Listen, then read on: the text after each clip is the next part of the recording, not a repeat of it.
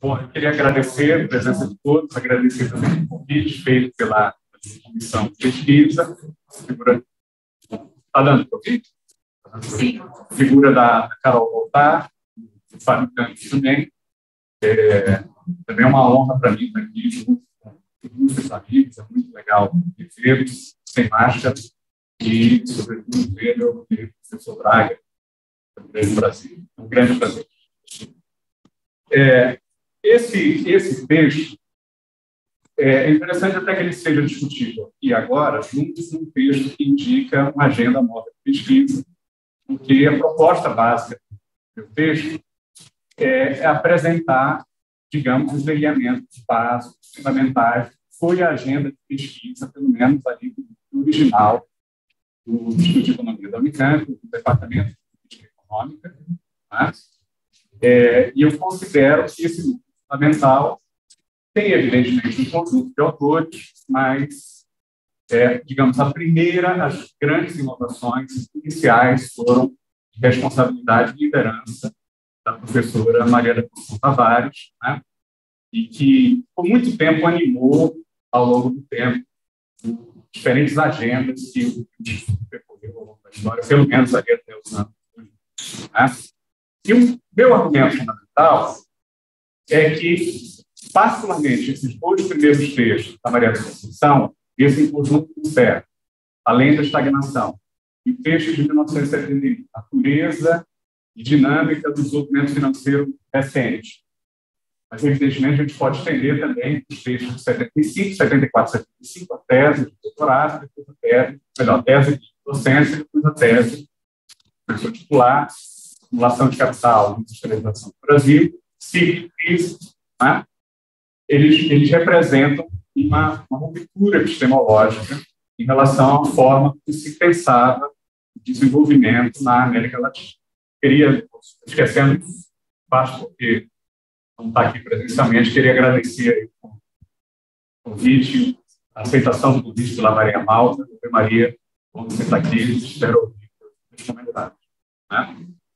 E, para sintetizar, para simplificar, a mudança fundamental é a passagem de um paradigma que enfatiza o dualismo estrutural para outro que enfatiza a unidade contraditória, a heterogeneidade e o desenvolvimento desigual e combinado, né?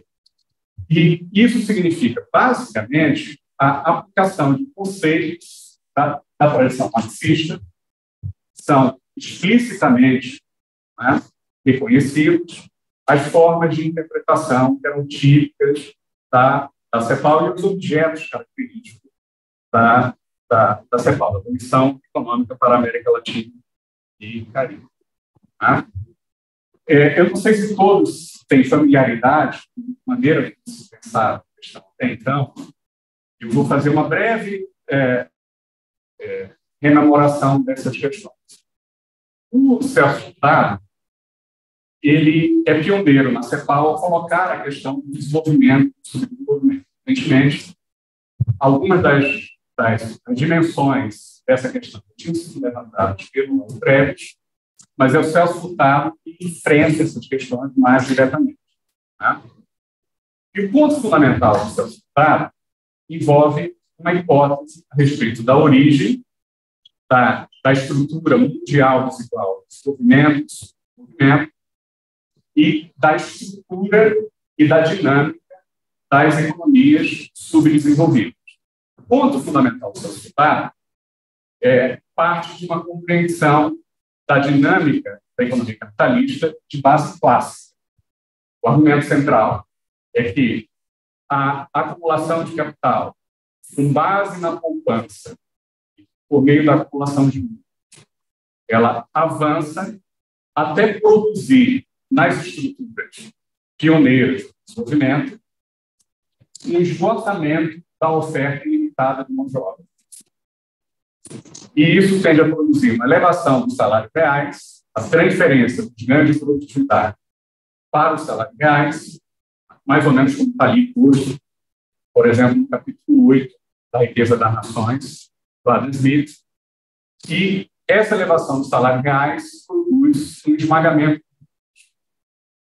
Diante do esmagamento de lucros, há duas respostas por parte dos capitalistas. Primeira resposta é instituir uma via de desenvolvimento tecnológico intensiva em capital e que substitui mão de obra por capital, de maneira a recompor a abundância de mão de obra e produzir uma diferença entre a produtividade do trabalho e o salário real. Né? E é essa trajetória que vai produzir as economias desenvolvidas, economias que estão caracterizadas por uma crescente homogeneidade econômica e social e pela transferência do ganho de produtividade para o salário. É isso que caracteriza o desenvolvimento. Né? Só que a outra resposta dos capitalistas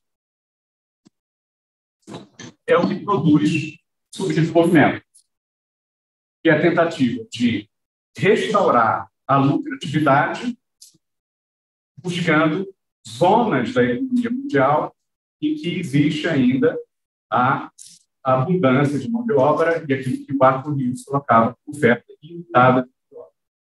Né?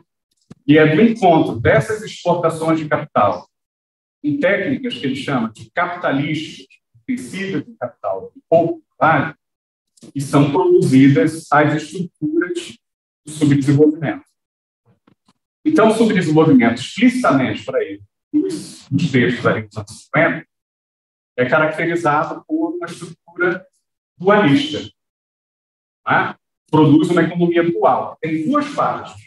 É quase literal que eu estou falando. Tem aqui até algumas citações que eu posso trazer para vocês.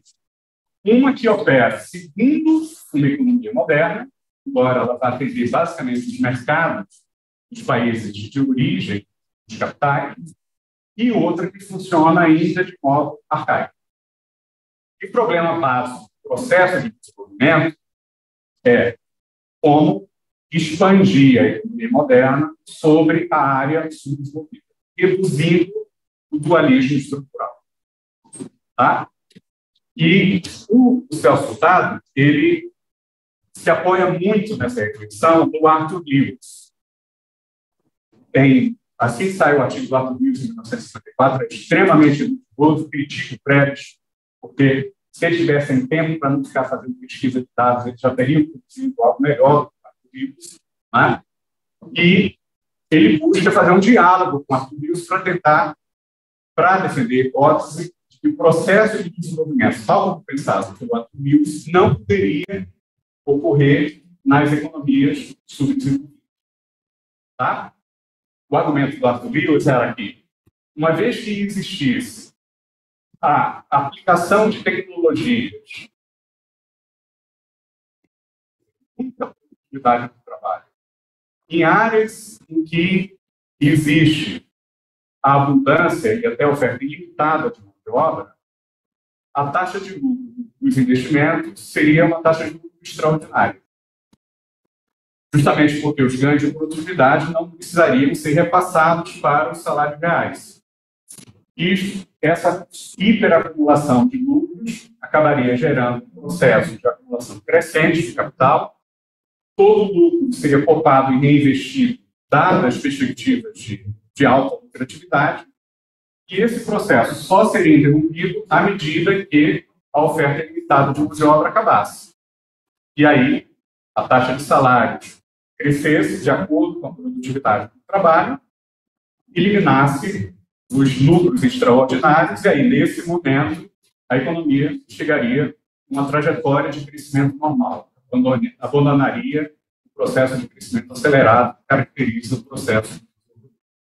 O Celso Furtado basicamente propõe um modelo que critica essa possibilidade, mas que, ao mesmo tempo, parte, teoricamente, do modelo teórico do Arthur Lewis, mas que muda, digamos, a configuração institucional desse modelo. O que é que o Celso Furtado diz? O seguinte, que essas tecnologias que estão embutidas nos investimentos que serão feitas nas economias subdesenvolvidas, essas tecnologias são muito intensivas em capital e poupam muito trabalho. Tá? E os lucros que serão obtidos com a utilização dessas tecnologias serão destinados não apenas, sobretudo, para o investimento, mas para a importação do estilo de consumo que é característico das economias onde essas tecnologias foram criadas. Então, não dá nem para dizer que é um desperdício de poupança, embora o Fortaleza vezes fale de poupança. Porque se está destinado ao consumo, pode ser poupança. Pode falar que é, digamos, um desperdício do excedente que poderia ter aplicações mais produtivas. Tá? E, por outro lado, à medida em que essas tecnologias empregam, em que há os investimentos, as tecnologias, e que essas tecnologias se difundem nas economias periféricas, nas economias subdesenvolvidas, também não vai haver uma incorporação de novos contingentes no mercado consumidor, a ponto de gerar os mercados necessários para que as escalas de mercado características dessas tecnologias encontrem uma viabilidade econômica nas economias subdesenvolvidas. Então, elas estão tendencialmente orientadas, fadadas, destinadas ao baixo crescimento e, eventualmente, à estagnação, seja por conta do desperdício do excedente, seja por conta do subconsumo das massas. Então, o problema básico é a conjunção entre hiperconsumo, o superconsumo das elites periféricas e o subconsumo das massas. Tá? Então, dessa estrutura, há uma dinâmica que chega a esses problemas centrais que a gente está diagnosticando aí na década de 60, mas, de certo modo, já está apresentando também ali na década de 50, pela primeira vez. Né? Tem uma diferença nos artigos que ele apresenta depois do golpe, tem um modelo matemático ali que vai sofrer uma crítica muito pesada da Conceição e do Serra. Né? A proposta da Conceição é substituir essa ideia de dualidade estrutural pela noção de desenvolvimento desigual e combinado. E do ponto de vista da CEPAL, pela ideia de heterogeneidade. É diferente da ideia de dualismo e é diferente da ideia de subdesenvolvimento. Depois, o conceito de desenvolvimento, de subdesenvolvimento, vai assumir novos significados, depois do ataque da Conceição Serra. Tá? A crítica teórica à estagnação é a seguinte, ela diz que, ela e o Serra dizem o seguinte, olha, o resultado supõe que existe uma tendência à homogeneidade da taxa de lucro e da taxa de salário em diferentes ramos de uma economia subdesenvolvida. Por causa disso, os ramos que são mais intensivos em capital, ou seja, em que a relação capital-trabalho é maior, terão necessariamente uma relação produto-capital menor. Né? Quer dizer, dada a mesma taxa de salário, dada a mesma taxa de lucro, se você tem uma relação de capital-trabalho mais elevada, a participação dos trabalhadores no produto é menor, dado um determinado investimento de capital, o produto físico que vai dar aquela taxa de lucro vai ser menor. Então, nesses ramos de atividade, existe, podemos simplificar dizendo que tem muita capacidade ociosa. Elas são produtos de capital muito baixo. E como não existe a possibilidade de integrar novos contingentes no mercado consumidor, justamente por causa do fato das tecnologias serem ocupadoras de trabalho, não é possível sair desse processo, né, sem reformas estruturais que produzam um ataque direto ao subdesenvolvimento, à pobreza e à marginalização. Basicamente, você tem que conjunto de reformas estruturais, como discutir aqui, né, que garantam a transferência de riqueza e de patrimônio das elites para os trabalhadores que estão excluídos, de maneira a resolver os problemas de subconsumo. Tá? A crítica teórica da Conceição é a seguinte, olha, não é possível supor uma tendência à equalização das taxas de lucro e de salário entre diversos setores numa economia moderna. Por motivos teóricos, há uma tendência à oligopolização dos mercados, então há uma diferença de poder de mercado entre diferentes ramos. Tá? E, empiricamente, isso se verifica também. Uma grande variação de taxas de lucro e de salários. Tanto os lucros quanto os salários são maiores exatamente nos ramos que têm maior relação capital-trabalho. Também não existe uma tendência à homogeneidade no mercado de trabalho, uma enorme heterogeneidade no mercado de trabalho. Não dá para dizer que os trabalhadores que saem do êxodo rural ou dos ramos, das áreas de subsistência, passam a concorrer com os trabalhadores que já estão integrados nos ramos modernos. Não existe como competir. E a diferença não é 20%, como dizia o livro refutado. A diferença, muitas vezes, 20 vezes a mais o rendimento, o leque salarial. Certo? E as tecnologias que ampliam a relação capital-trabalho, elas produzem mais-valia relativa. Elas ampliam a produtividade do trabalho muito mais do que os trabalhadores. Então, resolve os problemas de lucratividade que poderiam, eventualmente, surgir de acordo com as hipóteses lá do Celso Furtado. E, empiricamente, é o seguinte, Conceição já dizia que ocorreria pelo menos desde 1967, e é evidente, em 1970, que a estagnação secular existe. Existe. Ocorreu, na verdade, uma desaceleração cíclica.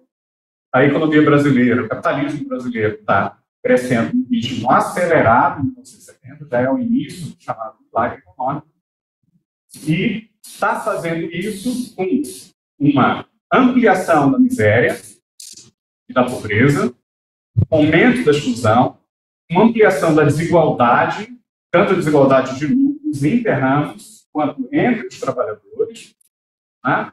Mas também uma ampliação da dependência nas diferentes dimensões, né? E da heterogeneidade. Então, na verdade, você precisa de um outro modelo. Aquele modelo tem por base os conceitos da economia clássica, que parte daquela noção de desenvolvimento e subdesenvolvimento a partir do dualismo estrutural tem que ser superado. Tá? E aí que ela recorre aos autores da tradição marxista. Tá? E levanta aquela frase certa, é o seguinte, ó, o desenvolvimento capitalista não pode ser confundido com o desenvolvimento nacional. Detalhe, o Furtado tinha dito, pouco depois do plano de metas, que a gente tinha chegado à autonomia econômica da nação, associando isso à internalização do chamado D1. Depois o João Manuel, polemicamente, vai dizer que, na verdade, isso é a autodeterminação do capital, nada a ver com a autodeterminação da nação. Então, quer dizer, o capitalismo tem que ser entendido como um sistema que está orientado para a acumulação de riqueza abstrata, inclusive crédito para produzir crédito, dinheiro para produzir dinheiro, tá? Produção pela produção e não para o atendimento das necessidades. E o ponto fundamental é entender o capitalismo assim, entender o capitalismo em condições históricas particulares, nos casos periféricos, que aí envolve o entendimento do desenvolvimento desigual combinado do capitalismo mundial, ao invés de entender a economia de mercado como uma economia que está orientada para o consumo e que, eventualmente, em condições institucionais particulares, falha nessa missão. Tá? Então, não é uma crítica, digamos, a limitações do subdesenvolvimento. É uma crítica ao capitalismo, na forma como ele se expressa de formas particulares numa economia periférica latino-americana.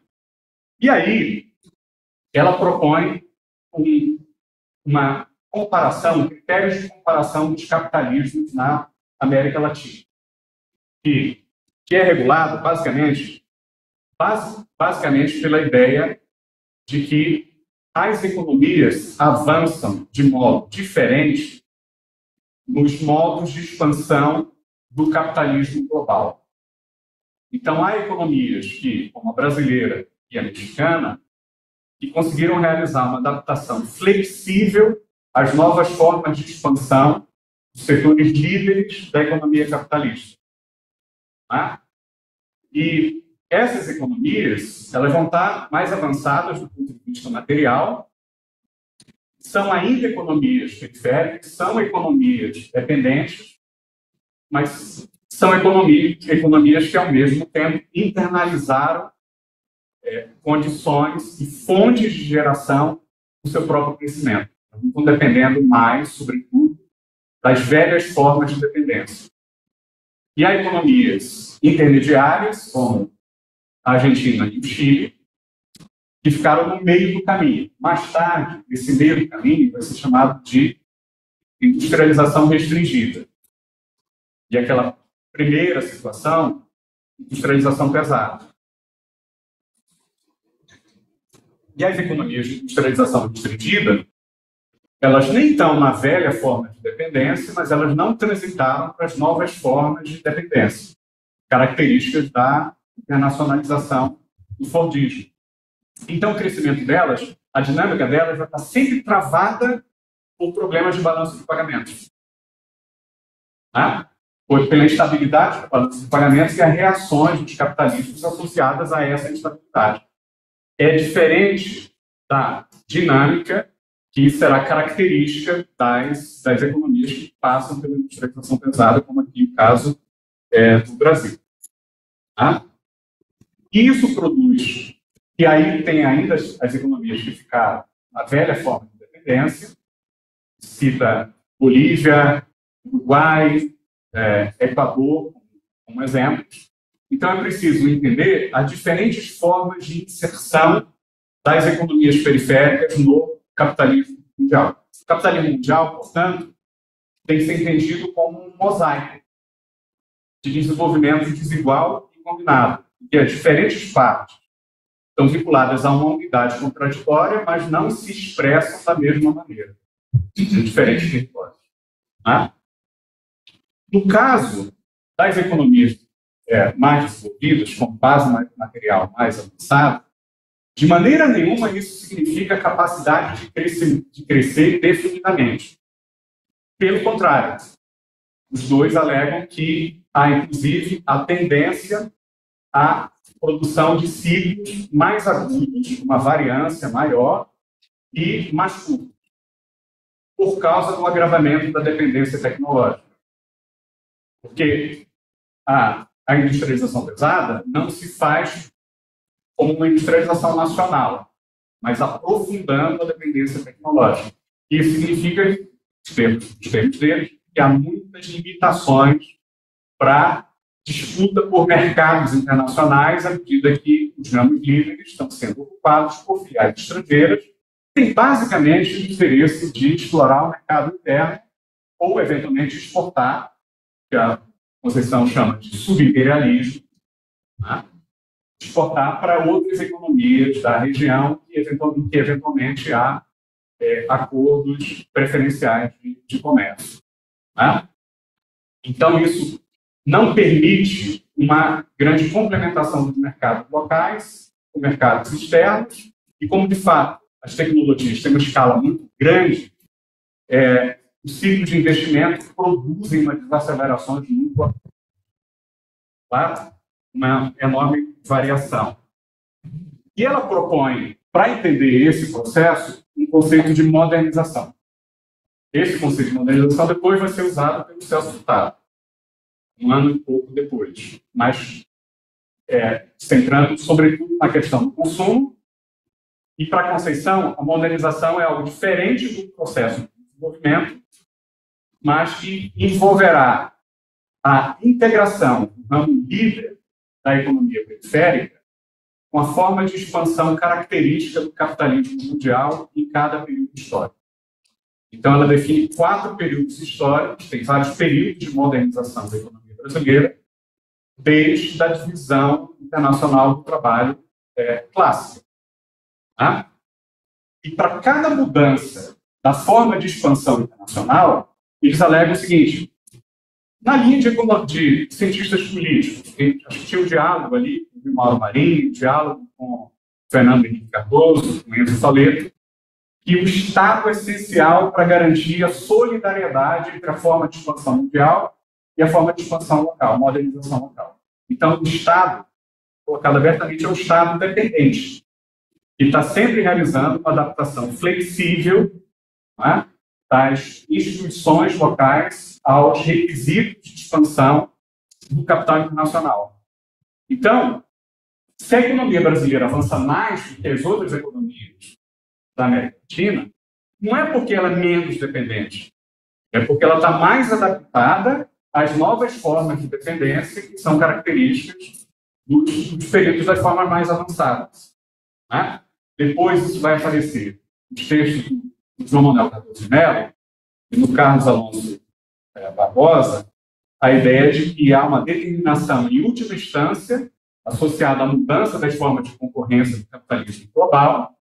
Você está sempre tendo que olhar como é que essas formas de concorrência mudam e, às vezes, uma mudança do país líder que propõe novos métodos de concorrer, novas formas de organização empresarial, de centralização do capital, e comparar isso com as condições de cada economia periférica para ver como ela vai se, digamos, se inserir na cadeia de valor gerada pela expansão mundial do capitalismo. Claro, em primeira instância, portanto, precisa analisar as condições locais e a forma de reação do sistema político local. E tudo isso produz, não propriamente uma divisão, dualismo estrutural entre dependência ou setor dependente, ou melhor, setor desenvolvido e setor subdesenvolvido, mas uma heterogeneidade generalizada. E essa heterogeneidade pode ser vertical, dentro de cada ramo da atividade. Então, esses ramos não fazem parte inteiramente, digamos, do setor moderno da economia ou do setor subdesenvolvido, porque o desenvolvimento e o subdesenvolvimento estão dentro dos diferentes ramos. É uma heterogeneidade vertical. Além da vertical, a horizontal, quer dizer, ela existe no conjunto dos ramos, e, eventualmente, o que eu acho mais interessante, é a heterogeneidade transversal, que é aquela que ocorre quando grandes empresas que controlam recursos financeiros e tecnológicos nas áreas ditas modernas da economia, né, se integram, se combinam com estratégias de acumulação que são típicas de outros períodos históricos. Né? E o exemplo que ela dá, então, nesse caso, a ideia de heterogeneidade se combina com a ideia de desenvolvimento desigual e combinado. Inclusive, é citado ali explicitamente que isso gera um processo de desenvolvimento desigual e combinado. Categoria, como vocês sabem, do PRODES. Tá? E haveria, então, no Brasil, naquele período, pelo menos 3 formas de acumulação.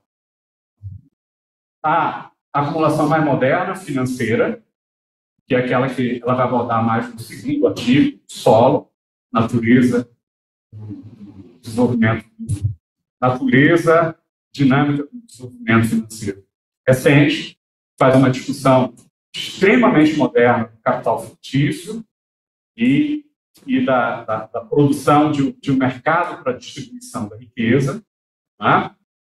Que tem completamente diferente do capital financeiro japonês, e esse é o argumento que ela estabelece ali, né?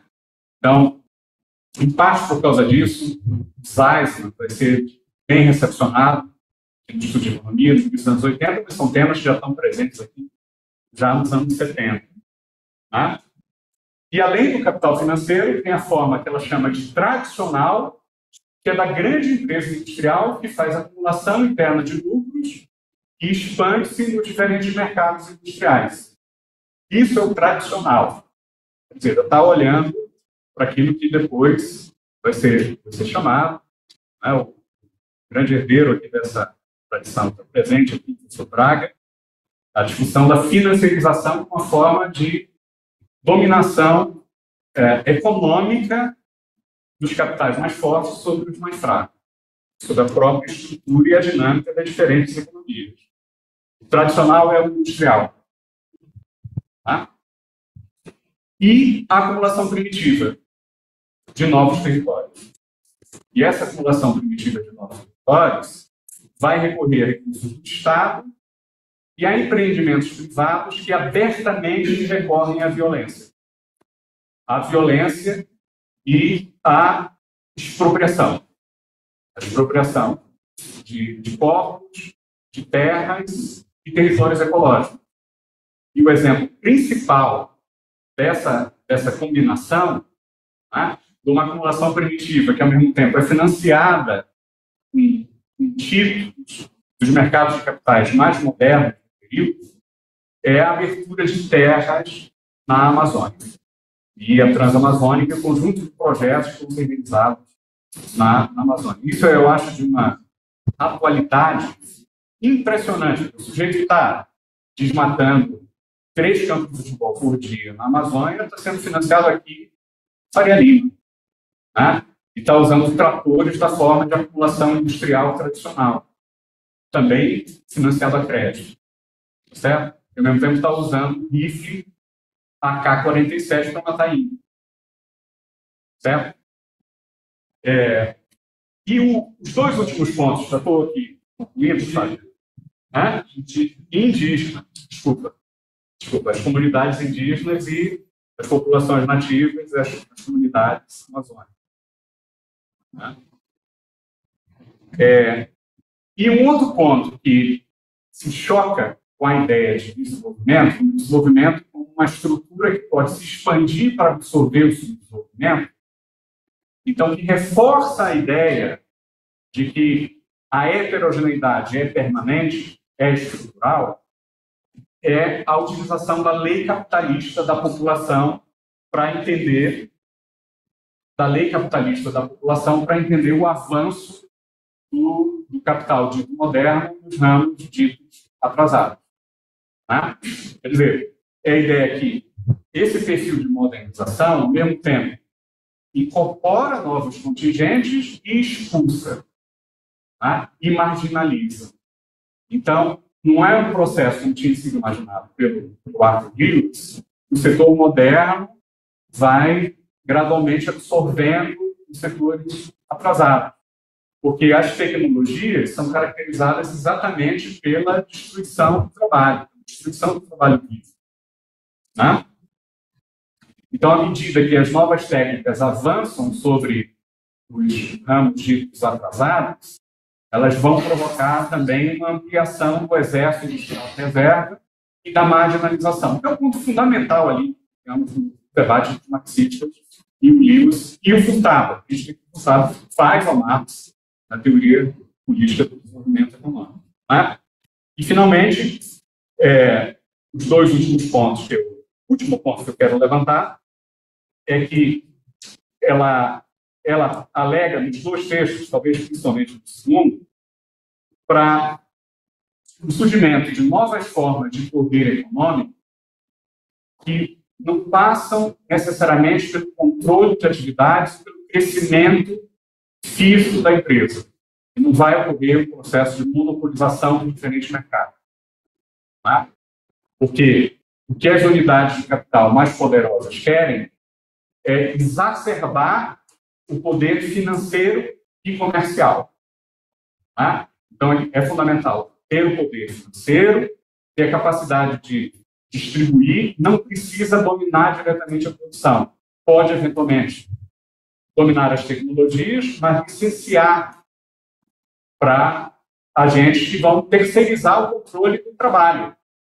E as grandes unidades de capital vão, basicamente, extrair renda dos produtores, inclusive capitalistas, por meio do controle dos canais de financiamento e distribuição. Tá? Eu acho que isso também é extremamente moderno e é algo que muitos analistas econômicos vão perceber quando isso proliferar. O Chesnev escreveu sobre isso na década de 90. Tá? Mas já está presente aí no texto da Conceição em 1971. Finalmente, o segundo texto aponta para as questões de tendência de concentração instabilidade financeira, de maneira que os ciclos econômicos não serão produzidos apenas pela dinâmica da expansão do investimento em capital fixo, mas pela possibilidade crescente de crises associadas aos movimentos de expansão e contração no capital fixo. Tá? Então, o sentido básico do texto é apresentar, digamos, aspectos que são sempre lidos ou entendidos na reflexão da Maria da Conceição Tavares, e perceber basicamente que ela tem que ser reconhecida como uma pioneira em escala mundial. Bom, obrigado.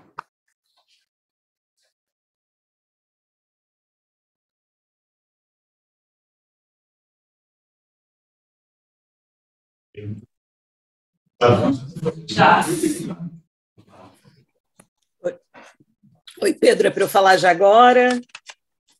Acho que sim, Maria. Né? Tudo bom? Tudo bom. Professora Maria Mal. Bom, gente, eu queria muito estar aí, né, presencialmente, adoro esse lugar, me sinto super bem, fiquei muito feliz de ter sido convidada para debater esse texto do Pedro Paulo, queria agradecer a Carolina, a Geis, ao próprio Pedro Paulo e a todos os trabalhadores que garantiram que a gente, né, estivesse aqui hoje fazendo essa atividade. Sempre gosto de agradecer a todos eles, né? Esse trabalho do Pedro, eu fiquei até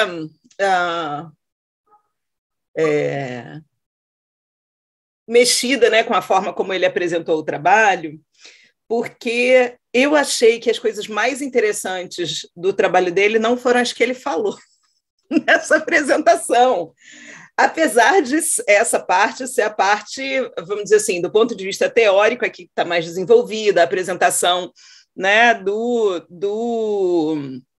trabalho, da evolução do trabalho da Maria da Conceição Tavares, a sua autocrítica, a sua percepção dos limites da sua própria formação, né, e da sua relação teórica com a CEPAL, e a sua capacidade de superar isso através de uma observação histórica muito aguçada, que é um elemento que o texto do Pedro chama muito atenção, né? Ele agora encerrou a exposição chamando atenção para o fato de que a professora Maria da Conceição Tavares foi capaz de indicar, de dar conta e de desenvolver teoricamente argumentos que não eram majoritários, né? Nem estavam dados de barato no período em que ela formulou, porque ela sentiu a necessidade concreta, a partir da observação do desenvolvimento capitalista no Brasil, de ter uma teoria que fosse capaz de explicar esse movimento, sem o menor pudor de voltar atrás em determinadas leituras. Então, essa parte do texto, né, que são... o texto está dividido em uma primeira parte que o Pedro chamou de Celso Furtado, da autodeterminação econômica da nação à estagnação secular, onde ele apresenta o pensamento do Celso, mas também da Maria da Conceição Tavares, associado a ele, né, que tem a ver muito com o texto da substituição de importações. Eu acho que esse livro aqui, junto com esse, formam um tanto da base principal do argumento que Pedro está apresentando, ainda que hajam várias outras referências, mas, do ponto de vista do trabalho da Maria da Conceição Tavares, esses seriam, vamos dizer assim, os textos estruturantes. E aí, nessa primeira parte, ele vai dizer, olha, a Conceição chegou a formular algo lá no texto da substituição de importações que concordava com essa primeira visão do Furtado. Mas ela, antes mesmo do próprio Furtado, foi capaz de fazer a autocrítica, né, desses limites. E o que há de super interessante nessa preocupação que ele tem, não só nessa parte do texto, né, nessa autocrítica que ele indica, da Conceição, que essa parte do texto é chamada Autocrítica de Tavares e Serra ao estruturalismo cepalino e a origem da Escola de Campinas. O que ele vai apontar é a importância da formação no campo do marxismo da professora Maria da Conceição Tavares para esse salto, né, dialético, analítico, e ele, inclusive, recupera uma percepção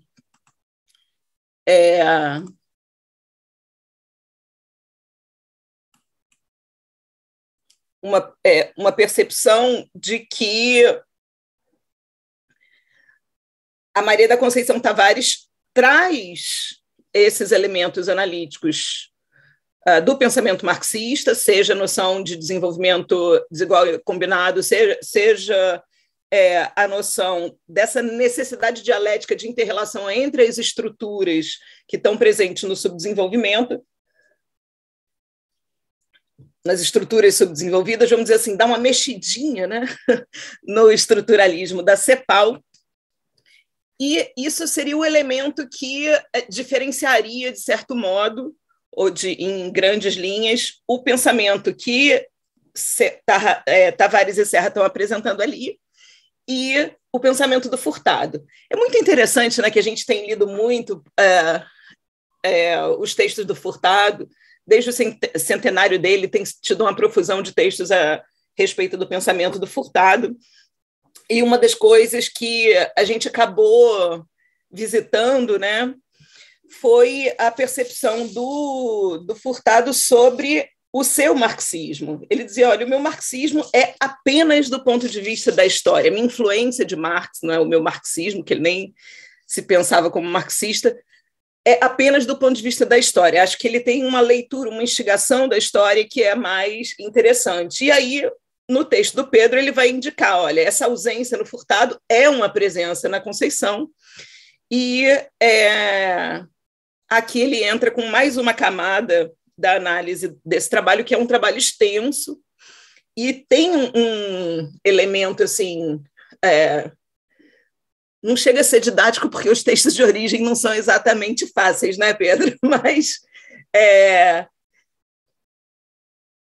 tem um elemento de tornar ainda mais factível, né, para o leitor de se aproximar dessas teses da Conceição, que realmente são teses difíceis, né? São teses complexas, que trazem muitas referências e muitos elementos de várias teorias, né, de uma maneira nova, e trabalha o tempo todo formulando a teoria a partir da necessidade da história. E aí ele vai dizer para a gente, olha, a professora Maria da Conceição Tavares pode ser considerada marxista pela sua história, e não, assim, eu percebo, né, essa é a camada que estou querendo destacar, eu percebo o marxismo da Maria da Conceição Tavares no texto de uma maneira um pouco subsumida a outros elementos, mas eu consigo encontrar na história de vida dela, nas entrevistas, em cartas, né, outras referências que me permitem fazer essa incursão. Então, o texto tem uma característica muito interessante, que é, ao mesmo tempo, ser um texto de história econômica, que ele faz essa trajetória, né, que esses trabalhos da Maria da Conceição Tavares vão fazer para a compreensão do Brasil, para apresentar a sua interpretação do Brasil, né? É um texto de história do pensamento econômico, na medida em que ele vai destacando e alinhavando todos os elementos teóricos que vão dar origem à formulação inovadora que ele encontra ali no trabalho da Maria da Conceição Tavares, e que, juntando com os do Beluso, do João Manuel, ele menciona o Wilson Cano também, enfim, essa primeira geração de economistas que vão fundar essa Escola de Campinas. Aliás, muito bom ouvir algo sobre a formulação da Escola de Campinas, vindo, né, de um professor da Escola de Campinas, e essa outra dimensão, que é a utilização de métodos de história oral, documentos acadêmicos e documentos pessoais para fazer essa formulação articulada entre a história econômica e a história do pensamento econômico, que fica muito bem amarrada. Até acho,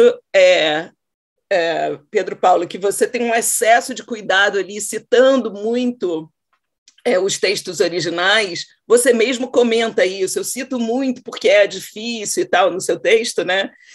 Mas que talvez nem precisasse tanto pela eloquência do seu argumento, né? Acho que ficou bastante nítido.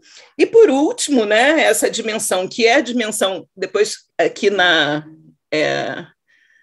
assistindo a atividade, estava a Carla Curti, não sei se ela continua, e ela tem escrito muito sobre, já vi ela apresentando em alguns congressos, né, sobre a proposição da Maria da Conceição Tavares da agenda, né, de pesquisa da economia política internacional. E esse último movimento que ela faz e que o Pedro destaca aqui como um elemento fundador da Escola de Campinas e chamou atenção para o trabalho do Braga como um continuador disso, né, é essa incorporação de percepções do movimento do capital fictício com as relações de dependência e as suas renovações ao longo do movimento do capitalismo, né? Essa inter-relação que revela também uma nova face do imperialismo, vão dar origem às reflexões que ela vai fazer e que também vão ser inovadoras nesse campo de articulação da economia brasileira com a questão internacional, fundando aqui para nós, né, esse campo da economia política internacional no Brasil. E aí, para falar mais 2 minutinhos e encerrar, queria dizer o seguinte: a parte mais instigante do trabalho não é toda essa análise, que já é muito interessante. É a última parte, que são as considerações finais, e o Pedro escreve mudando os pais, mas eu acho que ele queria escrever era matando os pais, porque ele consegue brigar com todo mundo. Gente, é super legal esse momento do texto. Ele faz uma crítica, né, bastante interessante do ponto de vista da própria Escola de Campinas e de autores que estão escrevendo no âmbito da Escola de Campinas, né, defendendo essa linha de pensamento, essa linha fundacional, apontando, né, que os limites das críticas dos autores que vão discutir ou tentar disputar a reflexão com a Maria da Conceição Tavares. E ali, né, ele revela, inclusive, uma última dimensão, que eu acho que é uma dimensão importante e que na apresentação não ficou tão explorada, que é a dimensão política, né, do trabalho da Maria da Conceição Tavares, no sentido de indicar, sim, qual era o tipo e qual era a direção do capitalismo que estava se desenvolvendo no Brasil nos períodos em que ela foi analisando. No final, ela vai indicar uma nova dependência, como ele mesmo falou, por meio dessa participação dessas outras dimensões da organização do capital, do ponto de vista do capital financeiro, na produção e reprodução capitalista, aqui na periferia, em especial no Brasil. Então, eu gostei muito de ter lido o texto, assim, me senti satisfeita, tanto do ponto de vista da história do pensamento econômico, quanto do ponto de vista da história econômica. Fiquei feliz de ver, né, uma apresentação da Escola de Campinas por alguém daí de Campinas, gostei muito de ter visto isso, de ver a defesa dessa linha. E aí, dizer para vocês que esse texto está num livro que é bastante interessante, né, que que fala da musa da história, tem como título, né, a musa da história e da criatividade, que é Clio, né, e vai apresentar-se como as narrativas de Clio, né, ensaios de interpretação histórica e metodológica. Clio, como musa da história e da criatividade, ela compunha um panteão específico que se reunia sob a assistência do Apolo e presidia as artes e as ciências, no sentido de inspirar os governantes a reestabelecer a paz entre os homens, né? Então, nesse sentido, ela é uma fiadora da política das relações entre homens e nação. E aí, Paulo, isso acabou, Pedro Paulo, né? Acabou coincidindo com um pouco do papel que a Conceição tenta fazer, num estilo menos pacífico, mas que eu achei que era uma questão interessante, em especial porque a Clio é a grande proclamadora, né? Carrega a trombeta da anunciação, e a Maria da Conceição tem essa capacidade de anunciar várias coisas ao mesmo tempo. Uma novidade teórica, essa novidade teórica vindo da periferia e pela boca de uma mulher, né, numa estrutura extremamente machista, que é o espaço até hoje, né, da economia. Acho que é isso. Obrigado, Maria.